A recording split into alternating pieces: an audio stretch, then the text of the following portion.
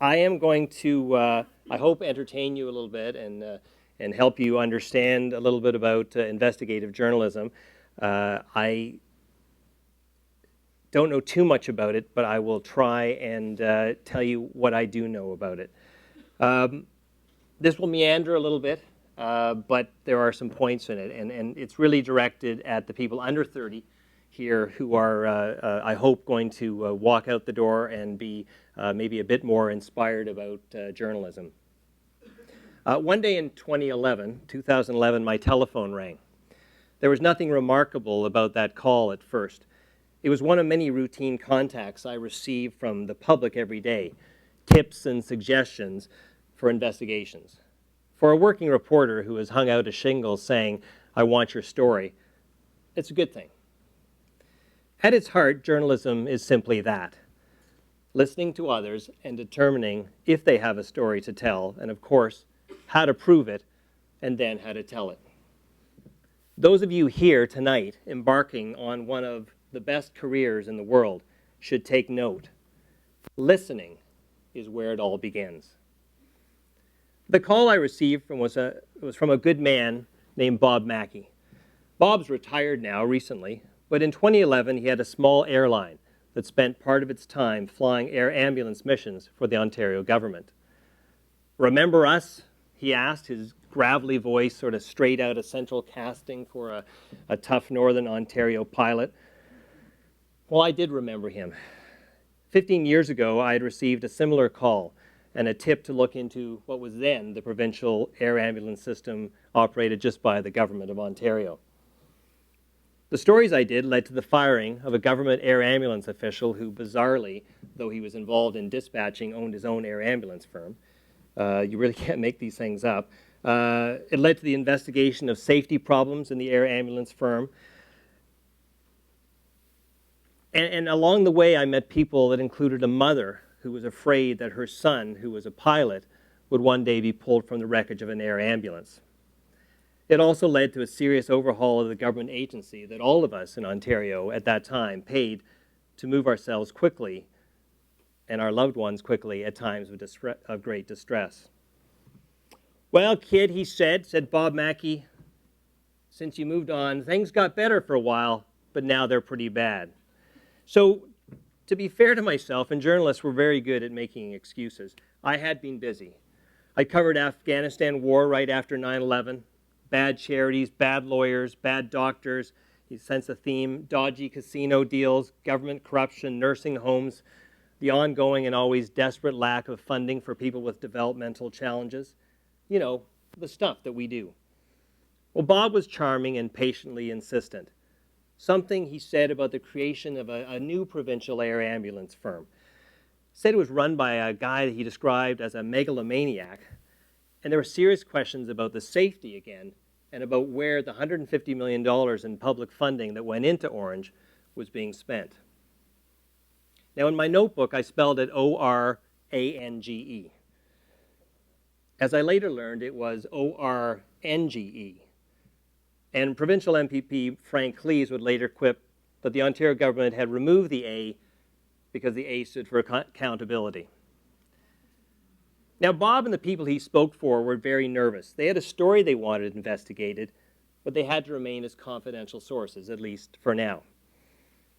"What if," he said, "I could get a whole bunch of these pilots and owners of companies together and bring them to Toronto? All you got to do is go out to the airport and meet them. They're all airmen with their own planes, so it should be easy." "Well, sure," I said, but I wasn't really appreciating what was going on here. But I have a saying that I borrowed from a legendary Toronto Star rewrite man. It's like the fire department.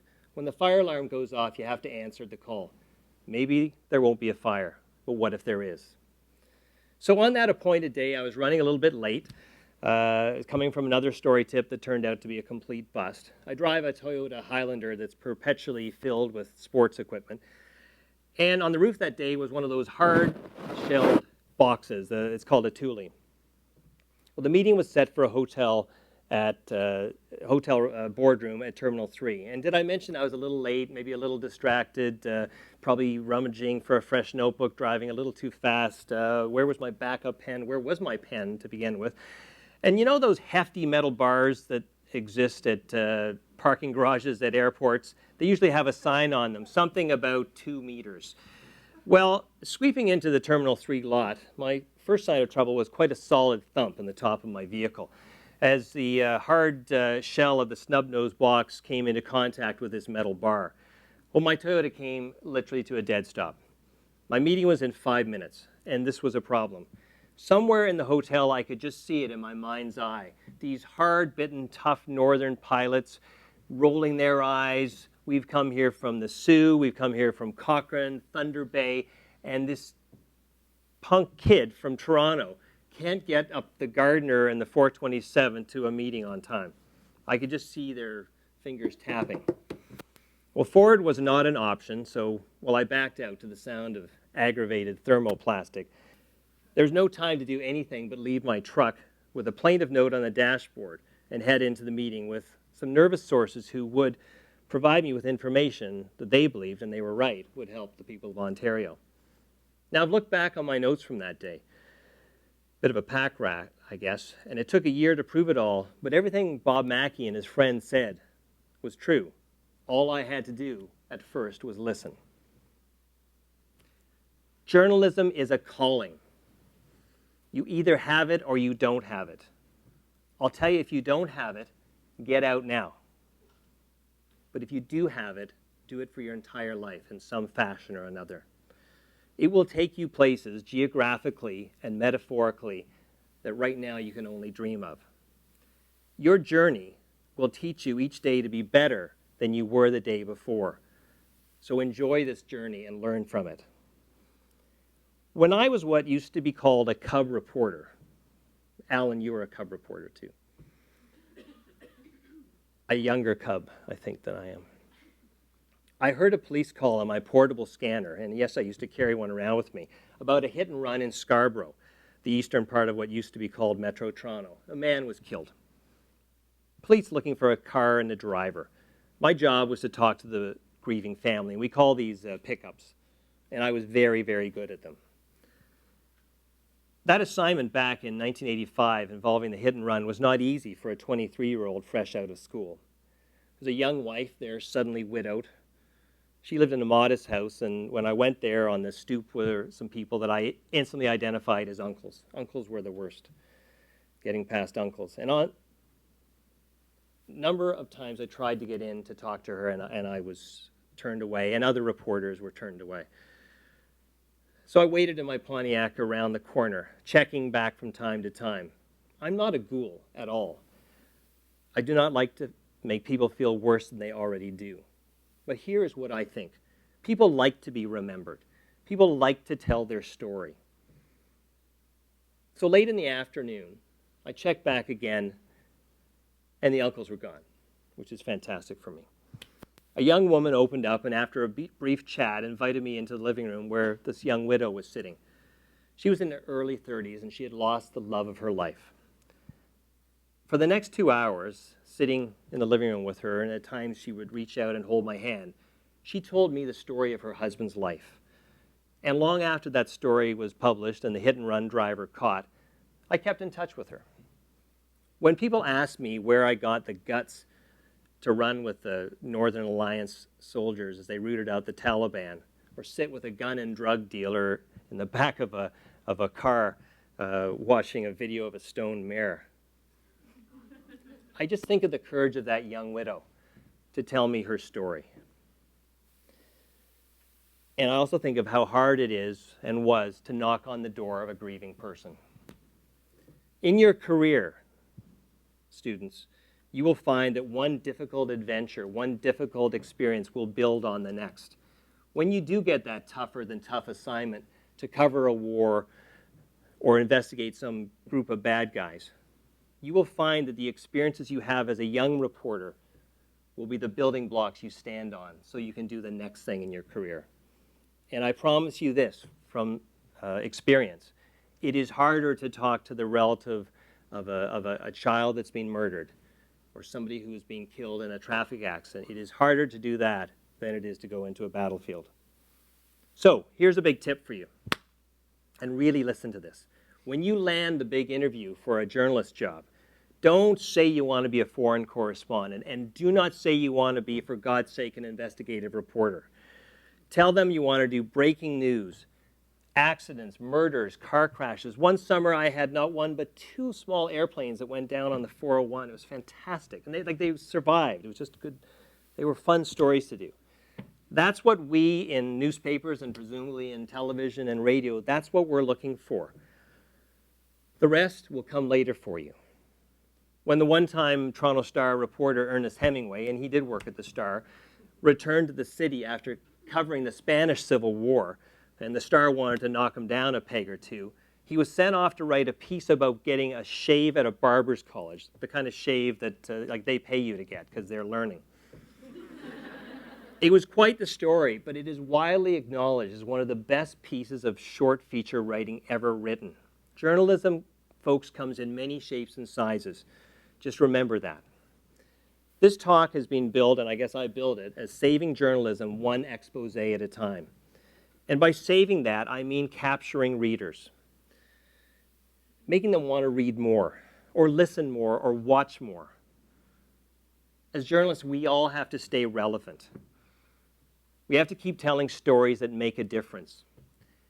And often, as we all know, those are stories that other people don't want us to tell. So why do we read newspapers and magazines, or watch intelligent television, or listen to good radio? We do it to be informed and entertained.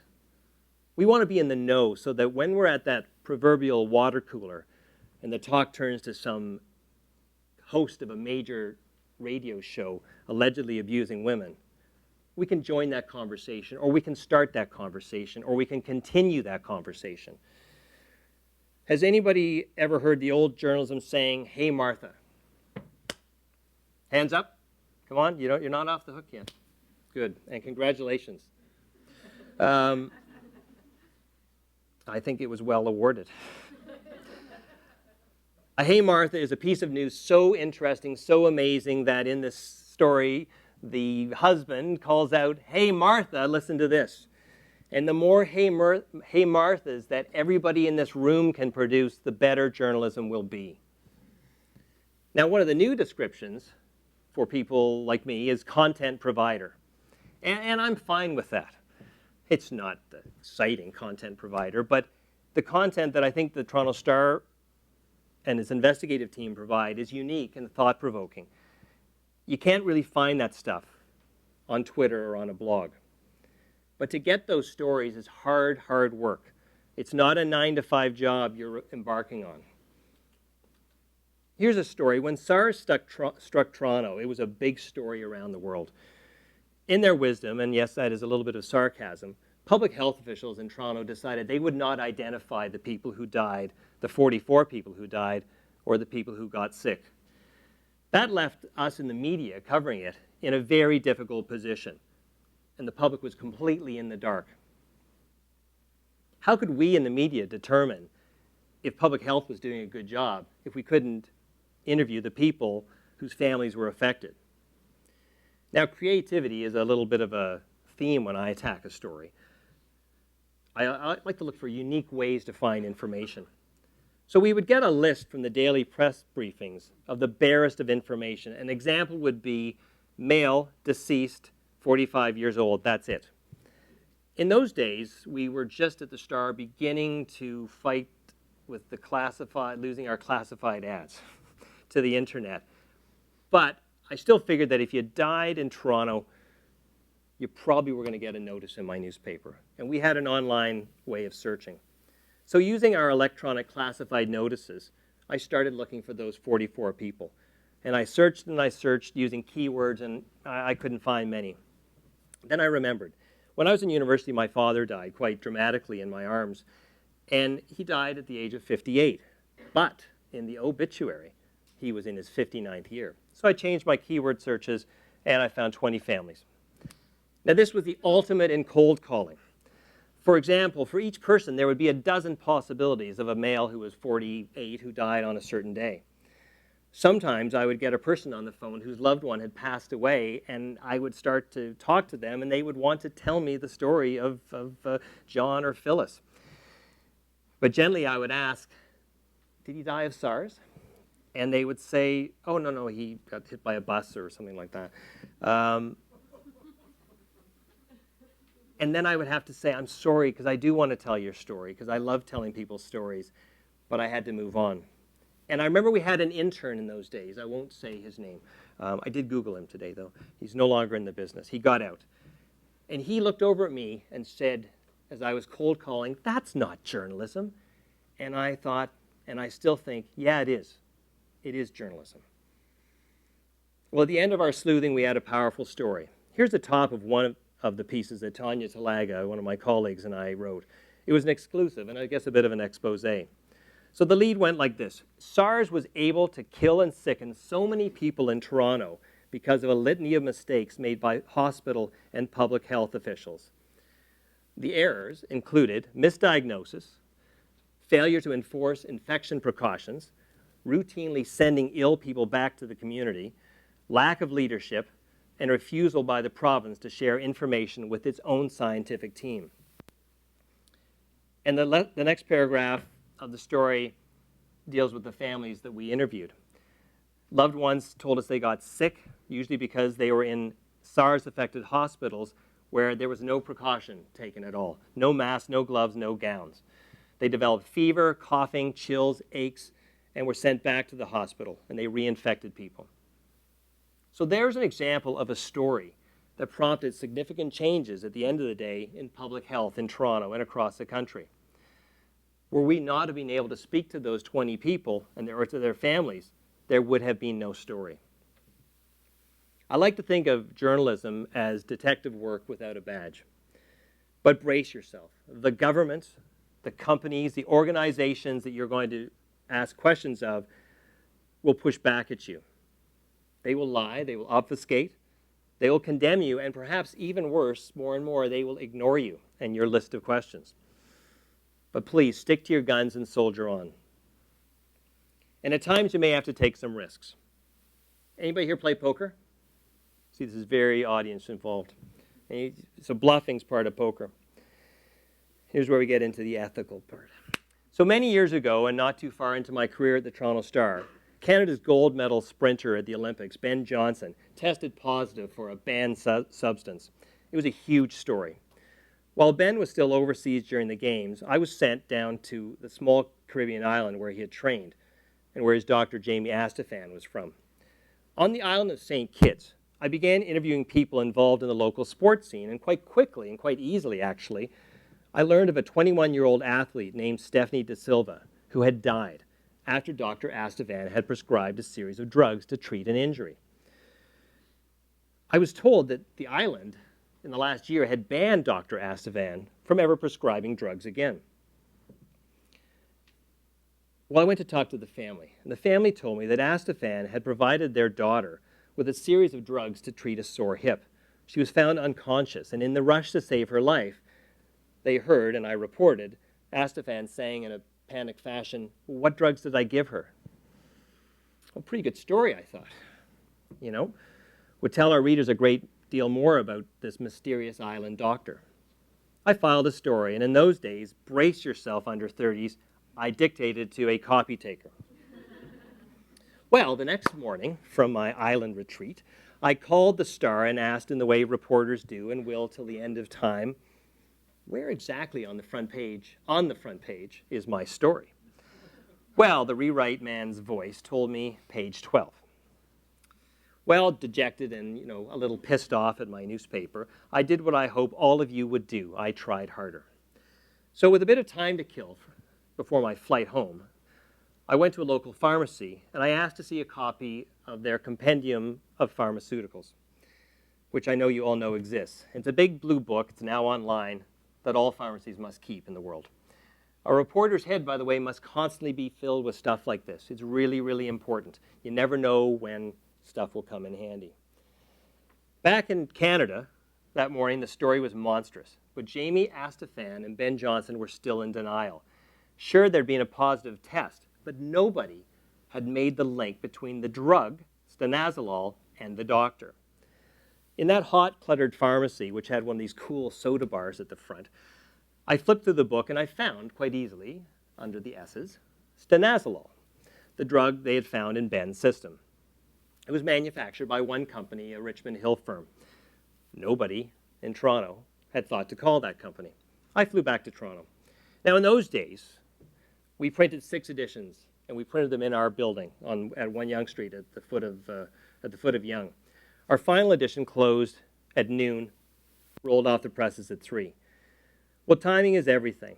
At 11:30 that morning, I telephoned the Richmond Hill company, and I did an educated bluff. I told them I had records that showed that they had sold drugs, stanozolol, to Jamie Astafan. This was at 11:30. I gave them an amount, a fictional amount of drugs. The VP said, hang on a second, how much time do I have? And I looked at my watch and my city editor, and I said, not a lot of time. He was back in 15 minutes, and here's the quote, which I looked up this morning. We have made a search of our sales records, and we can confirm that we have sold stanozolol to Dr. Astafan. Of course they had. I gave my boss, the great city editor, Lou Clancy, the thumbs up. That story ran in the final edition on the front, above the fold, the equivalent today of main display on the website.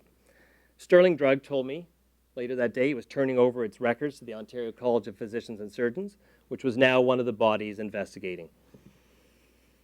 Journalism is really exciting, folks. It is captivating. It can get the juices going. For me, checking out a new story is like, I remember a first date.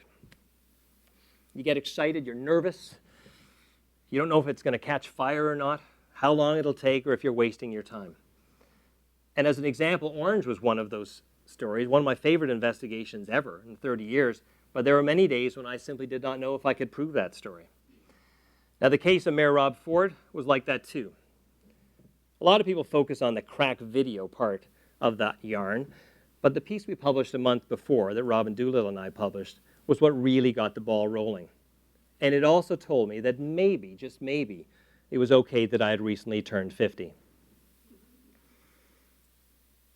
Robin had been covering City Hall beat, obviously, and covering Mayor Rob Ford. And she'd heard that, to put it mildly, Rob liked to party. One of the tips involved an important event called the Garrison Ball, which is an annual event for the military. A small amount, too small in my opinion, goes to a Wounded Warriors charity. In addition to the real soldiers who show up at this ball, schwanky ball, there are honorary officers invited, and those who have made a contribution, often financial, to the military.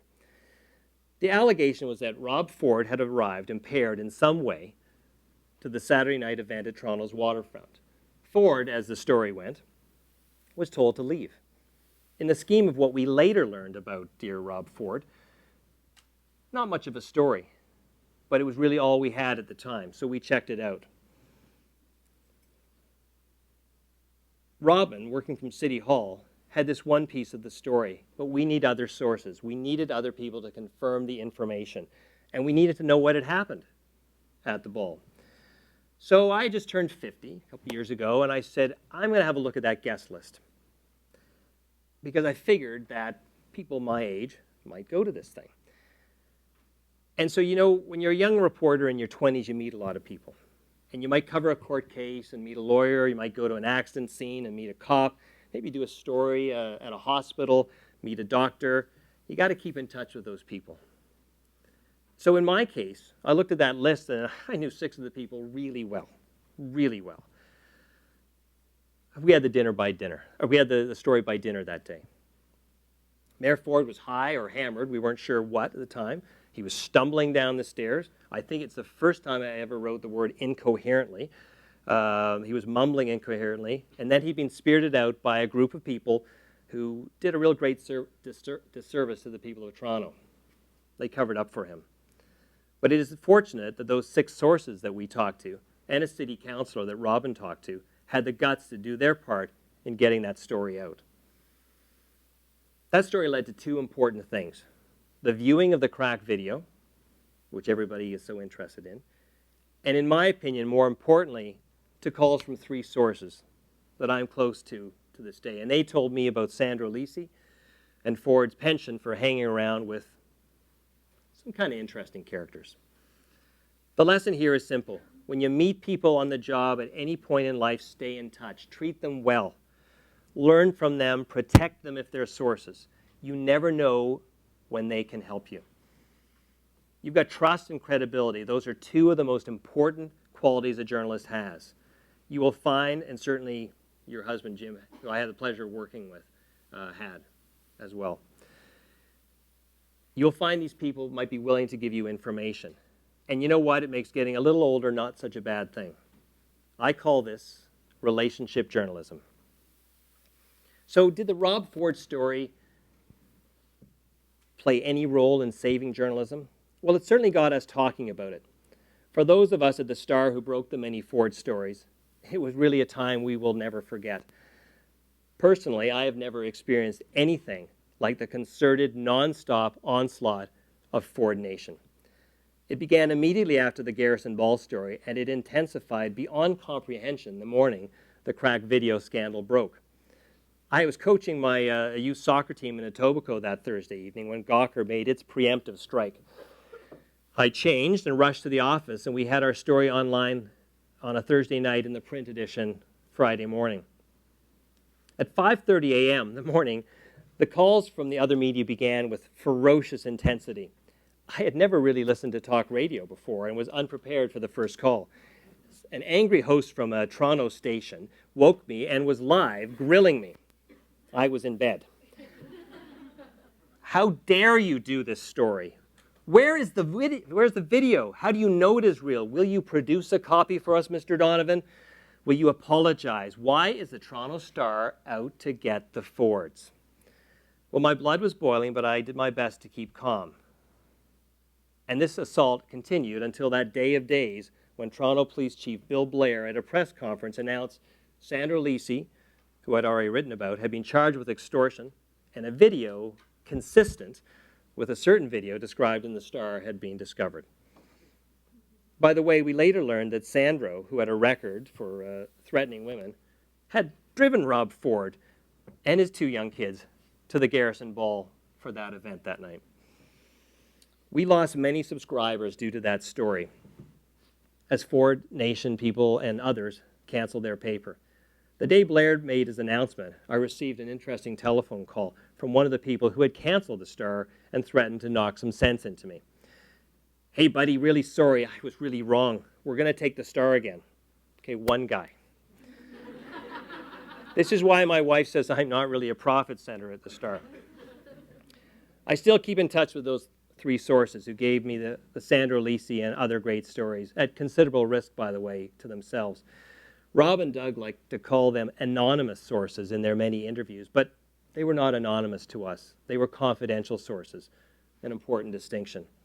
I met one for coffee the other day. He told me the story had aged me, the bugger.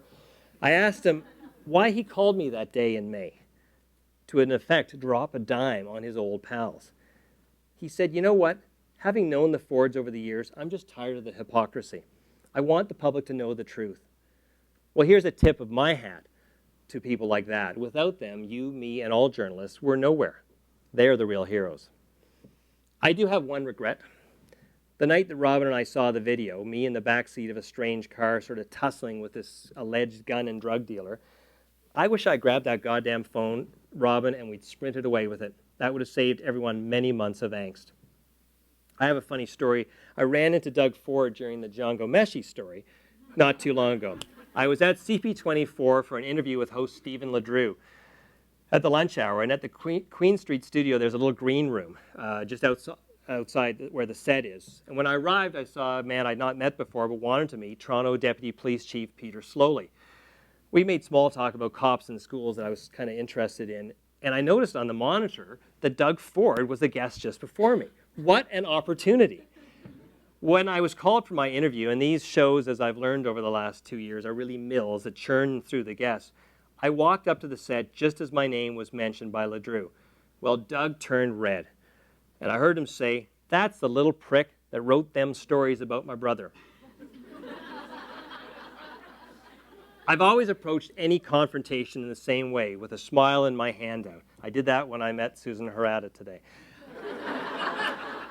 I did that actually once in Trinidad with a guy who pulled a gun on me, and it worked then because they have to put the gun away and shake your hand. I bounded up the stairs, sort of stairs like this, and I said, "Hi, Mr. Ford, I wonder if I could ask you some questions." Well, Doug got even redder. He looked at LeDrew. He looked at me, then he looked back at LeDrew, and he said, "Stephen, I'm going to zip it, because if I don't zip it, I'm going to get in trouble." And you know what happens when I get in trouble. Well, one of the on-air personalities, I think it was Stephanie Smythe, pulled out her iPhone, hoping to get some video of some great confrontation, but Doug backed away down the steps and out the door past the deputy police chief, who, probably didn't see eye to eye with him. Young journalists, you'll meet bullies in your career. Don't let them bully you. Now, I want to spend a little bit of time talking about Band-Aids. There are two ways to remove a Band-Aid, as we all know: slow, which provides continuous pain, and quickly, which is much, much better. Had Rob Ford confessed to smoking crack and entered a true rehab program that the day the video story broke, things would have been much better for him. The truth was always going to come out. I always believe that.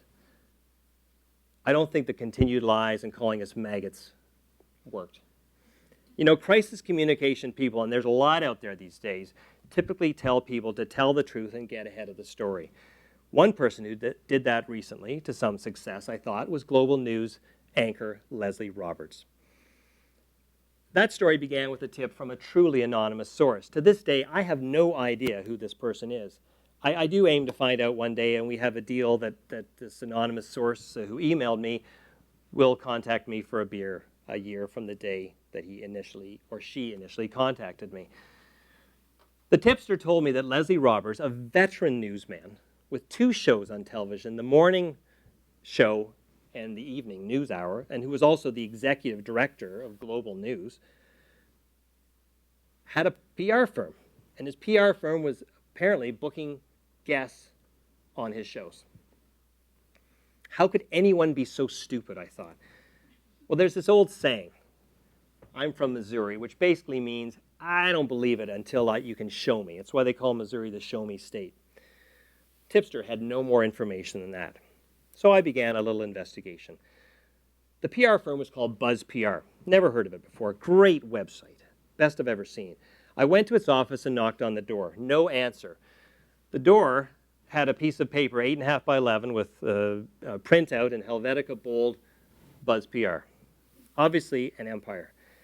With nobody home, I went back to the office, as the tipster suggested, and started Googling. Buzz PR, turns out, had a YouTube channel with all these YouTube videos from Global News on it. It's tough work, I do. There were law firms, a couple of them, motivational speaker, a supermarket app, a daycare, many, many others. Each client page on the Buzz PR website showed links to shows with a client on it. And occasionally I would see the client being interviewed by Leslie Roberts. And in one, I found 2 clients on the same show. Well, with a bit of sleuthing, I was able to get a document that had been presented to a client, and it listed Leslie Roberts as creative director. But I had a deal. I was not allowed to use that document. I've never shown it to anybody. Well, I do something in my investigations that may strike some of you as unusual. I hope not. But soon after I began a probe, I just call the other side, or I go to see them. I like to talk to them before I waste too much time. In the old days, and some still do this occasionally, I think, reporters spend weeks or months doing an investigation, and on the Friday night, before the big Saturday splash, they call up the person or the company or the government that they're investigating. That doesn't go over so well. Here's why I think that's really a dumb way to do journalism. If someone was investigating you, an iron,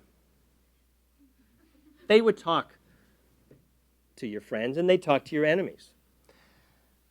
Your back would be up, you'd be really ticked off, and you'd be wondering, why is this bozo reporter not calling me? And when that said bozo reporter got around to calling an iron, you'd probably tell him to take a hike. Your language might even be slightly more colorful. Here's my reasoning. If you are wrong about your tip, the person's going to tell you, and it's done. If you are right, maybe they will confess and rip that Band-Aid off quickly. The responsible communication defense, which I'm sure all journalists at Carleton are aware of, a Supreme Court ruling that the Star won in a landmark case, now actually directs journalists to do exactly that, go to the other side early. When I was ready, I first called the man who, on paper, was the owner of Buzz PR, a diamond merchant and auctioneer named Cash Khan. He was surprisingly open. I did not predict a laugh at that point. I identified myself and told him what I was investigating. Well, he shocked me by saying that not only was Leslie Roberts the creative director, he was a part owner of Buzz PR. They were partners.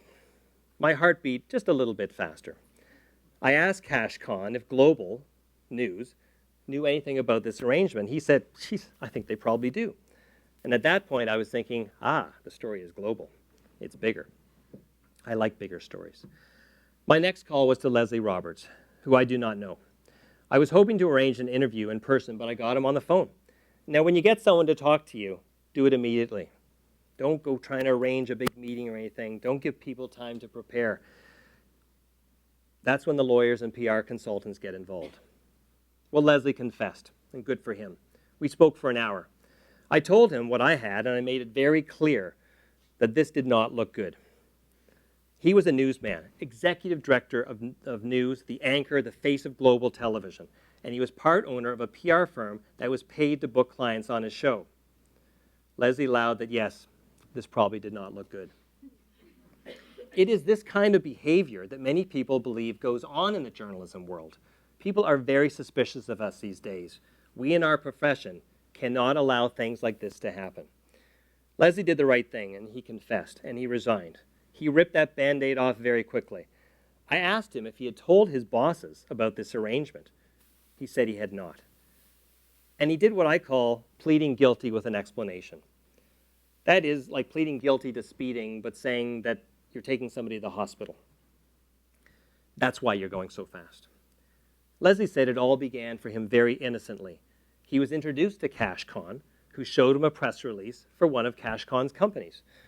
Leslie, a veteran newsman in the business exactly as long as I've been in, looked at it and said, "The release is backwards. You buried the lead." So he fixed it for him. Cash Khan liked that, and the partnership began.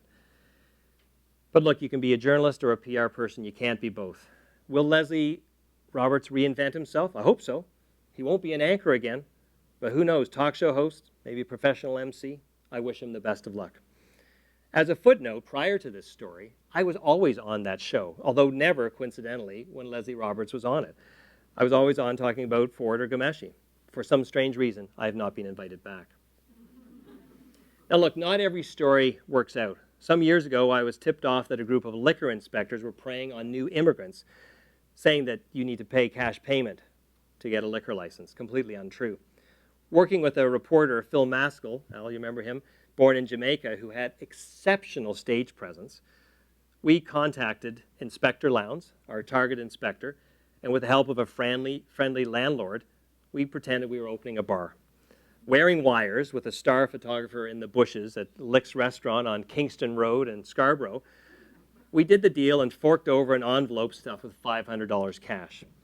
Problem is the money wasn't facing the right way and the picture wasn't great, but anyways, we did the deal, and our plan was to arrange a second meeting and identify ourselves. Unfortunately, the Star went on strike the next day. During the next 5 weeks of brutal labor strife, my partner in crime and I were picket captains, and I don't know if you've ever seen where the Toronto Star building is. It's right beside the liquor board. So we had to draw overnight duty so we wouldn't be spotted. Anyways, we finally got around to completing our sting.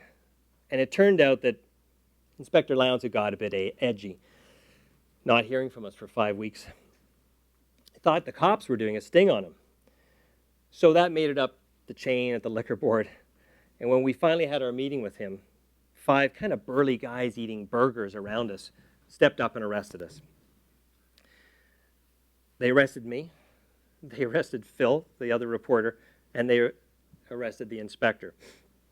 It happened to be my city editor, Joe Hall's last day for a while. He was doing a fellowship, and he was with my lawyer, Bert Bruiser, at a bar at the Jersey Giant. I was given one phone call, so I called these guys, And I said I'd been arrested, and they hung up thinking that it was a joke. I think they then ordered a couple more pints. Well, the cops in the lockup took our belts away. My partner, Phil, was a man of some girth, and he had to walk around holding up his trousers the whole time. Well, the first sign this was a kind of a career problem for me was when I saw on the second floor window where I was being interrogated, and not saying a lot, the boom of a city TV satellite dish rising up. Well, they dropped the charges later that day. Bribing a public official was a charge, and they charged the inspector and took him to court. Not everything goes to plan, but it was a fun story to write. I want to talk to you a little bit about mentors. You will need them no matter what stage you are of your career. In Hunter S. Thompson's Fear and Loathing in Las Vegas, I think his character was aided by a lawyer he described as a 300-pound Samoan attorney. My lawyer, for my whole career, Bert Bruiser, is half the size, but at least twice the lawyer. For 30 years, I have leaned on and relied on Bert, and still do. Anything of note published by the Star has gone through him. He's a dynamic hybrid of attorney and journalist, even if he does not always answer the phone.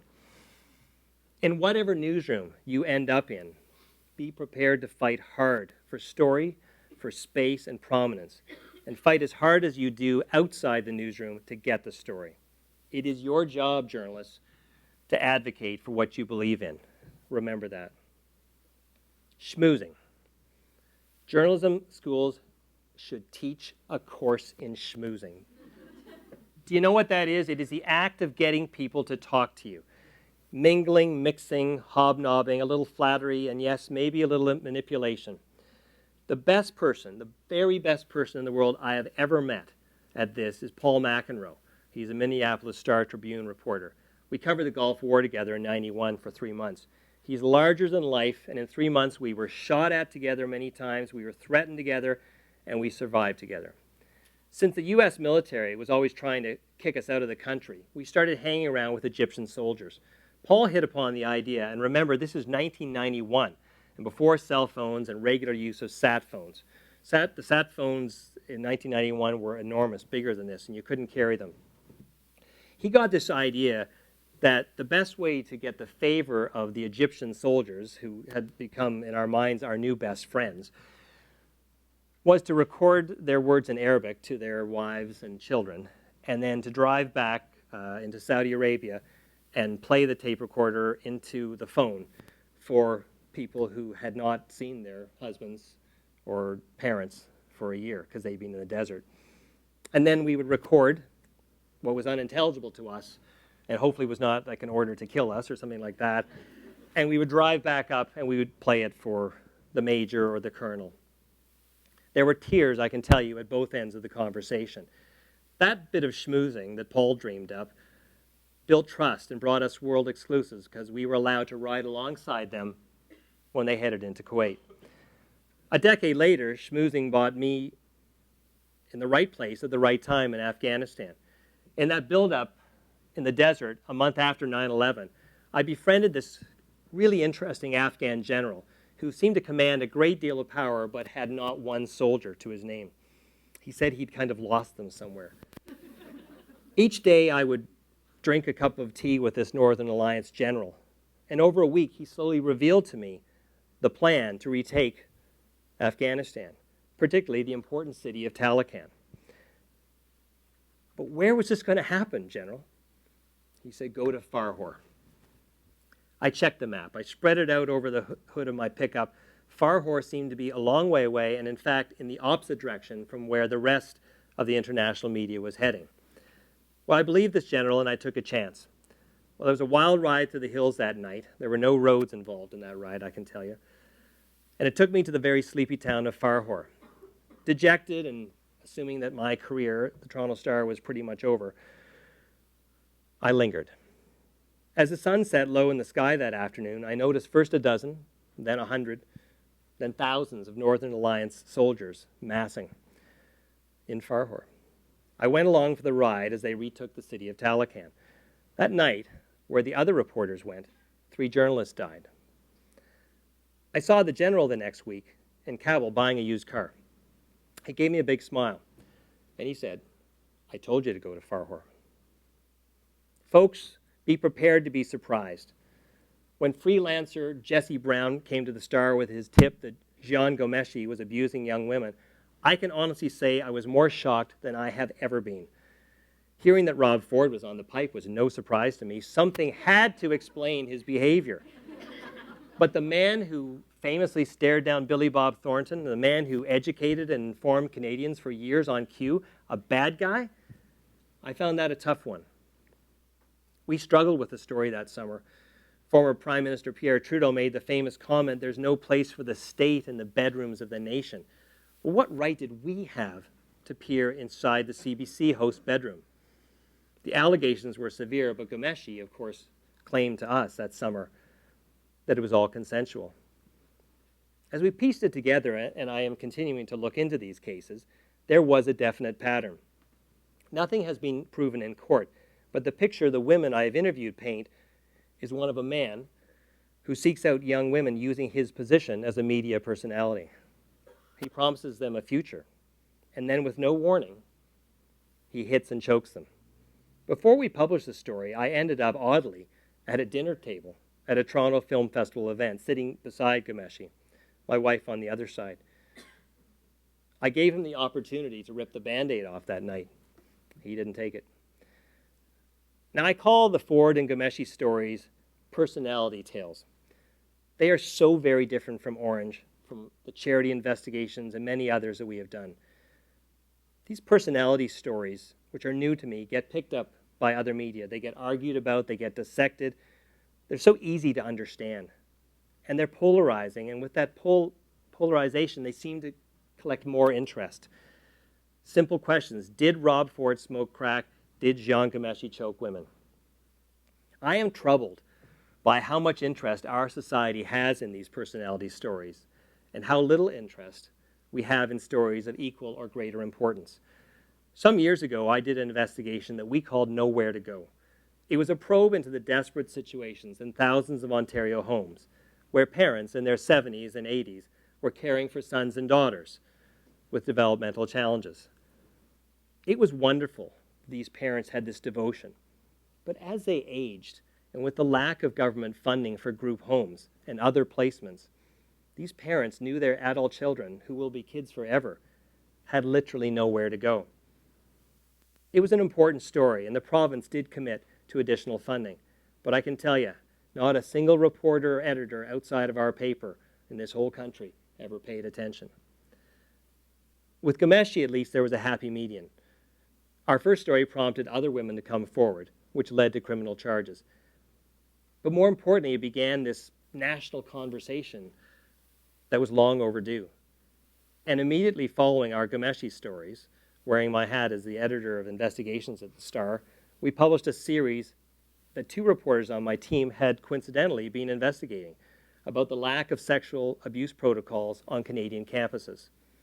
The work by former Carleton student Jamie Poisson and Emily Mathieu drove home the public interest of an issue that could so easily have been just a personality story. This is a brave new world for all of you.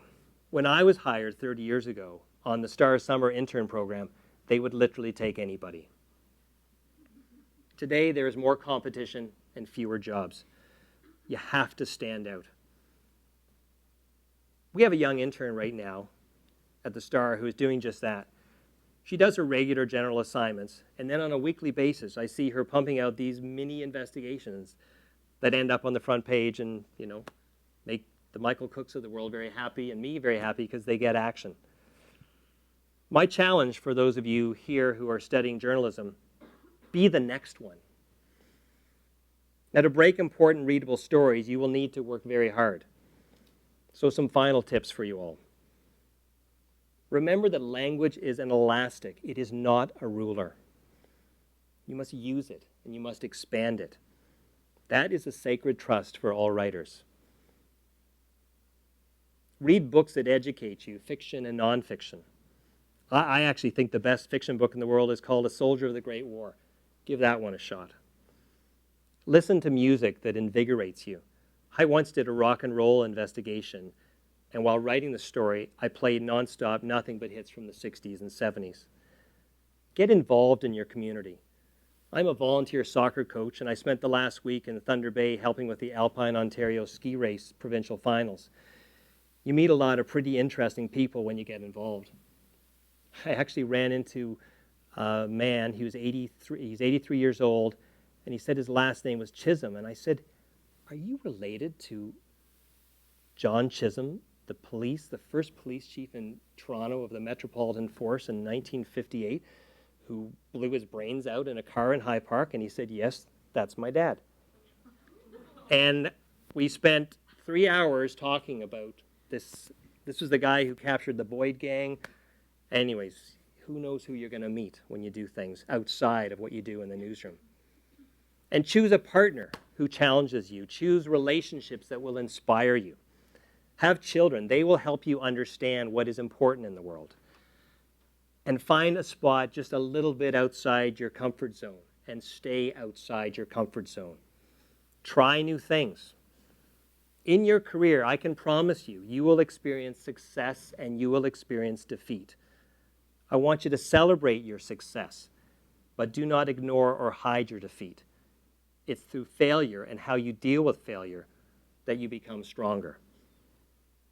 Journalism is a calling. Enjoy the ride. Thank you.